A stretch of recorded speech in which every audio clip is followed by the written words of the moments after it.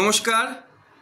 আজকে আবারও চলে এসেছি আমাদের সেই দৃষ্টিহীন বিমলবাবুর কাছে। প্রতি মাসেই আসি আর প্রতি মাসেই এক কথা বলি যে বিমলবাবু এবং ওনার ওয়াইফ দুজনেই দৃষ্টিহীন।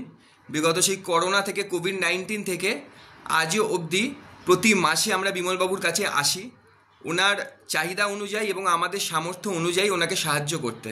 আজকে দেখতে দেখতে 44 মাস হয়ে গেল, 44 মাস যে দাদার কাছে আমরা আসতে পারছি। আর এটা তো খুব ভালোও লাগে যে সবথেকে বেশি বছর মাস এইখানেই আমরা আসতে পেরেছি এই দাদার সেবায়। তো বৌদি মোটামুটি একটু অসুস্থ আছেন, যার জন্য বৌদি একটু রেস্ট নিচ্ছেন, দাদা রয়েছে।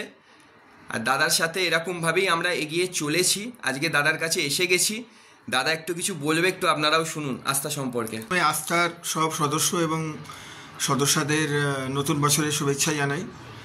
আর প্রত্যেকবারের মতন আবারও বলি, আপনাদের সাহায্য নিয়ে আমাদের পরিবার সত্যিই কৃতজ্ঞ আপনাদের কাছে। আমাদের সঙ্গে থাকবেন, আশা করি ভবিষ্যতেও আপনাদের সাহায্য অনেক পাবো আমরা। Thank you. বিমলবাবু এরকমভাবেই আমাদের সাথে পাশে সবসময় থাকেন এবং আমাদেরকেও আশীর্বাদ করে চলেছে যাতে আমরা আগামী দিনে আরও মানুষের সাথে পাশে থাকতে পারি। আপনারাও ভালো থাকুন, আপনারাও আমাদের সাথে পাশে থাকুন, সকলের সাথে পাশে থাকুন, ভালো থাকুন, সুস্থ থাকুন। নমস্কার।